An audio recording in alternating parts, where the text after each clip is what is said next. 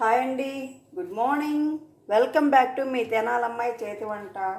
ఇప్పుడు నేను మీకు ఎగ్గు లేకుండా బెండకాయతో భుజియా ఎలా చేయాలో చేసి చూపిస్తాను. ముందుగా అందుకు కావాల్సిన పదార్థములు: బెండకాయ ముక్కలు ఇదిగోండి, ఇలా కట్ చేసి పెట్టుకోండి. బెండకాయ ముక్కలు ముదిరి వద్దండి, లేతవే తీసుకోండి. శనగపిండి, పచ్చిమిరపకాయ ముక్కలు, పెద్దుల్లిపాయ ముక్కలు, కరివేపాకు, చిన్నుల్లిపాయ, జీలకర్ర, ధనియాల పౌడర్ అండి, ఇది జీరా పౌడరు, గరం మసాలా పౌడరు, ఇది 1 స్పూన్ కన్నా తక్కువ అండి. పసుపు, ఉప్పు, కారం, నూనె, పోపు గింజలు. ఇప్పుడు నేను బాండి పొయ్యి మీద పెట్టుకున్నాను. ఇది డీప్ ఫ్రై కాదండి, మామూలుగా మన బెండకాయ కూరకి ఎంత సరిపోయిద్దో నూనె అంతే వేసుకోండి. నేనైతే ఒక 2.5 స్పూన్ వేస్తున్నానండి. పోపు దేనికైనా దాదాపు ఒకటేనండి. ఎండుమిర్చి వేసేసాను. ఇదిగోండి ఆవాలు, పచ్చిపప్పు, మినప్పప్పు, జీలకర్ర. చూడండి, ఇది వేగిపోయింది కదా. ఇప్పుడు ఇందులో మనం చిన్నుల్లిపాయ క్రష్ చేసి పెట్టేసుకుందాం. ఇందులోనే కరివేపాకు, ఇందులోనే పెద్దుల్లిపాయ,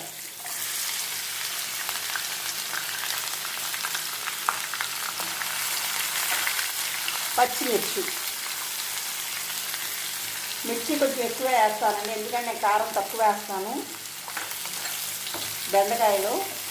ఎందుకంటే కారం ఎక్కువ వేసుకుంటే అది ఎర్రగా కనిపిస్తుంది, అది మా వాళ్ళకి ఇష్టం ఉండదు, గ్రీన్గా కనపడాలి. సో ఇది కొంచెం ఎక్కువ వేగనియొచ్చు.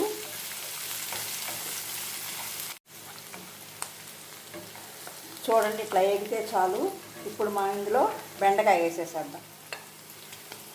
లేత బెండకాయలేనండి, ముదురు బెండకాయలు అసలు కూరకే పనికిరావు.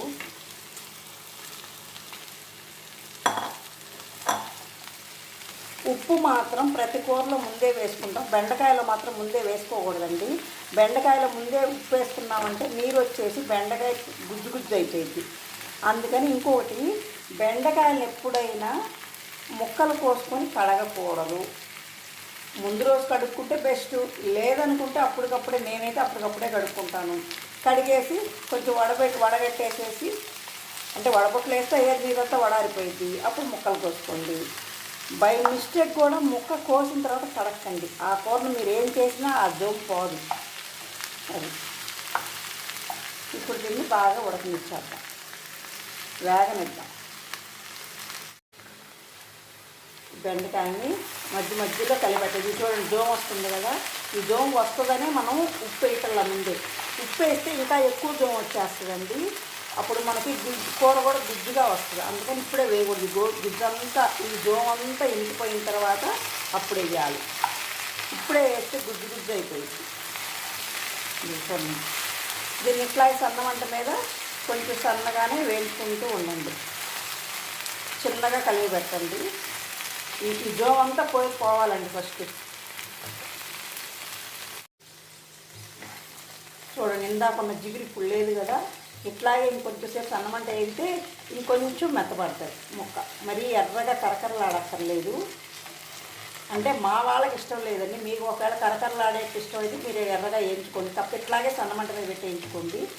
మీకు పచ్చిమిరపకాయ ప్లేస్లో కారం కావాలనుకుంటే కారమే వేసుకోండి. కాకపోతే ఒక్కొక్కరికి ఒక్కొక్క ఇష్టం కదా. అది చూడండి, ఇందాక ఎంత జిడ్డు ఉందో ఇప్పుడు జిడ్డు ఉందా.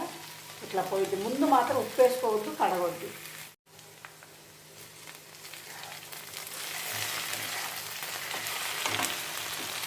చూడండి, వేగింది కదా. కొంచెం వేగనిద్దాము.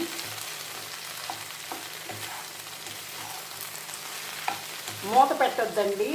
మీకు మెత్తగా కూర ఉండాలనుకుంటే కొంచెం సేపు మూత పెట్టండి.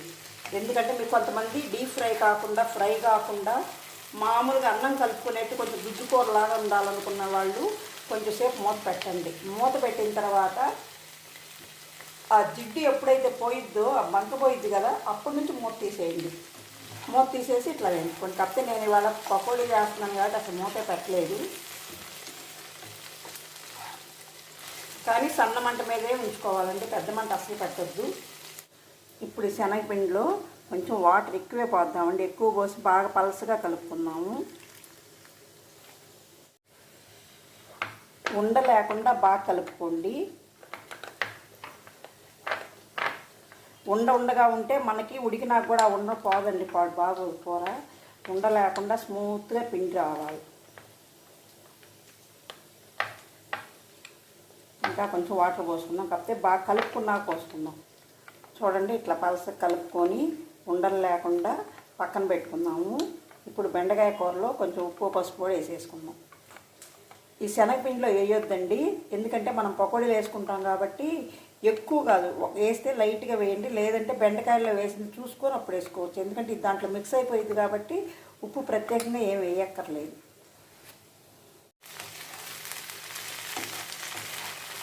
చూడండి, వేయింది కదా. ఇప్పుడు మనం ఇందులో ఉప్పు వేసేద్దాం. సరిపోని వేసేద్దామండి, శనగపిండిలో వేయటలేదు కాబట్టి సరిపోని వేసేద్దాం.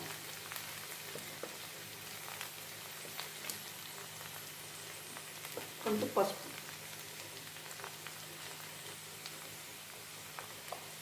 ఇప్పుడు మొత్తం కలియగలగాలి.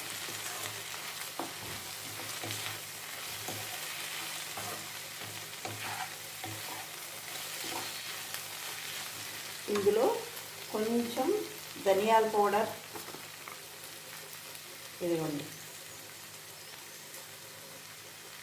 టీ స్పూన్, ఎంత స్పూన్ అండి ఇది.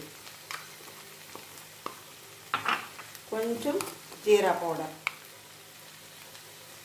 ఇది హాఫ్ స్పూన్ చాలండి. అంటే హాఫ్ స్పూన్ అంటే ఈ బుడ్డ దాంతోనండి, ఇప్పుడు మీకు చూపించిన దాంతో హాఫ్ సరిపోయింది. ఇప్పుడు మనం గరం మసాలా పౌడర్, ఇది కూడా ఒక పావు స్పూన్, అంటే పావు స్పూన్ కాదంటే పావు స్పూన్ తక్కువ. ఇప్పుడు మొత్తం బాగా కలియగలగాలి. ఇప్పుడు ఇందులో శనగపిండి మనం పలసగా కలిపి పెట్టుకున్నాం కదండి, అది పోసేద్దాం. ఉప్పు చాలకపోతే వేసుకున్నామండి, ఇప్పుడు ముందే వేసుకోవద్దు, ఎందుకంటే మనం ఆల్రెడీ వేసాం కాబట్టి. శనగపిండిలో వేసినా వేగిపోయినా ఒకటేనండి, దీంట్లో ఎటు కలిసిపోయింది కాబట్టి. ఇట్లా బాగా పోసుకోండి మొత్తం కలిసేట్టు.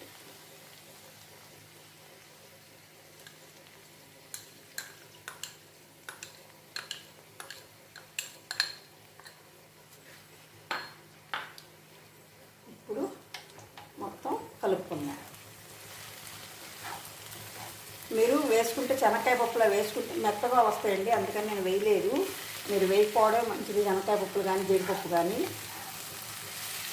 ఇది ముద్దన్నట్టు ఉంది కదండి, మళ్ళీ పొడి పొడిగా వచ్చేసిద్దండి వేగేసరికి. అంటే శనగపిండి కొంచెం వేగాలి కదా, ఉడకాలి కదా.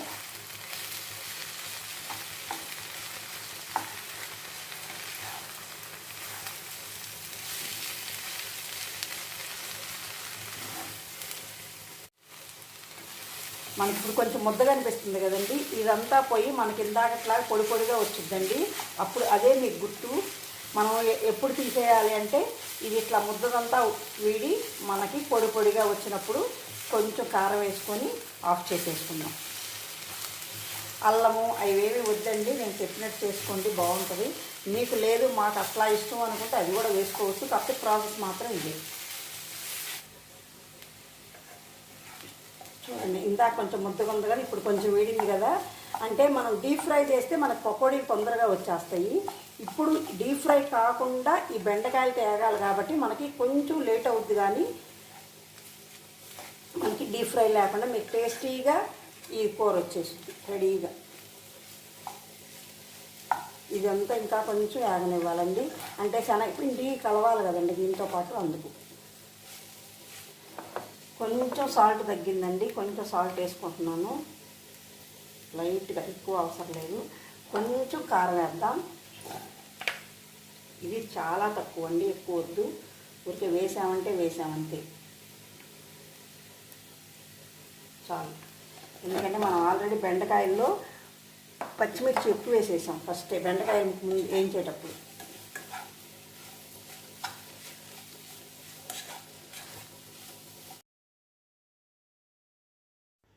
ఇప్పుడు చూడండి, శనగపిండి అంతా బాగా మిక్స్ అయిపోయింది. మనకి శనగపిండి కనపడటం లేదు, అట్లని బెండకాయ అచ్చం బెండకాయ కూరలాగా లేదు. ఇది బెండకాయ భుజియా అండి. అంటే మనం కోడిగుడ్డు లేకుండా వెజిటేరియన్ వాళ్ళు ఇలా చేసుకొని పొరుట్లాగా తినొచ్చు. అంటే బెండకాయ భుజియా. ఇప్పుడు ఈ బెండకాయ భుజియాని రోటీలో తినొచ్చు, పుల్కాలో తినొచ్చు. చాలా బాగుంటుందండి. మనం మామూలుగా పొరుటు తిన్న ఫీలింగ్ కన్నా ఇంకా చాలా టేస్టీగా ఉంటుంది. ఒకసారి మీరు అందరూ కూడా ట్రై చేసి చూడండి. చూడండి ఎంత పొడి పొడిగా వచ్చిందో. మన కోడిగుడ్డు పొరుటు బాగా వేయించుకుంటే ఎట్లా వచ్చుద్దో అట్లా వచ్చింది చూడండి. చూడండి బెండకాయ పొరుటు ఎంత బాగా పొడి పొడిగా ఉందో, కోడిగుడ్డు పొరుటులాగే ఉంది చూడండి. ఇలాగే మీరు కూడా ట్రై చేయొచ్చు. చాలా తేలిగ్గా వచ్చేస్తుంది. Easy to prepare. బెండకాయ bhujia is ready to serve. Thank you. Please subscribe, like, share my channel.